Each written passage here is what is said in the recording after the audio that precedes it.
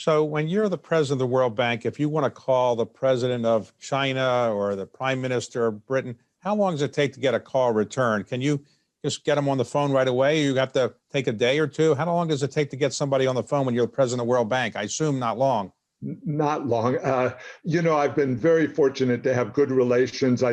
When President Trump mentioned me for the World Bank, then I met with all the leaders and have maintained those relationships. So, for example, last week I spoke with President Ramaphosa, the president of South Africa. He's the head of the African Union. And those are good relationships where the World Bank is very actively engaged in what the countries are doing, what they're trying to achieve.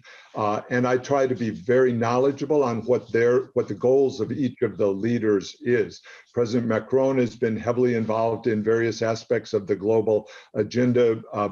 Prime Minister Johnson of the UK, same thing, very engaged. Canada, of course, Prime Minister Trudeau, very engaged. And so I've benefited from relationships with them through the G7, through the G20, and that extends to China and India and so on. So how do you, the head of a World Bank, keep his ego in check? Because when you go overseas and to some of these poor countries, you're a god there because you can make a big decision about how much money they get.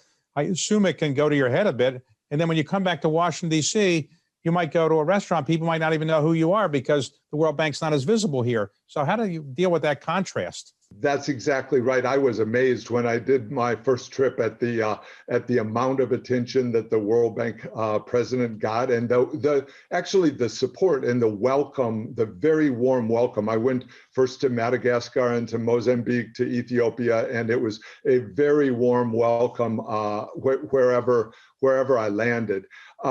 But I keep my eye on the job. I worked for Secretary Baker, as I mentioned, in the Reagan and then in the Bush 41 administration, and he was very hardworking. And the goal as a public servant is to look at the problem, try to find solutions, and then try to figure out how to actually enact those solutions. So I'm used to that as a real goal, and I'm not that much into the trappings of the office.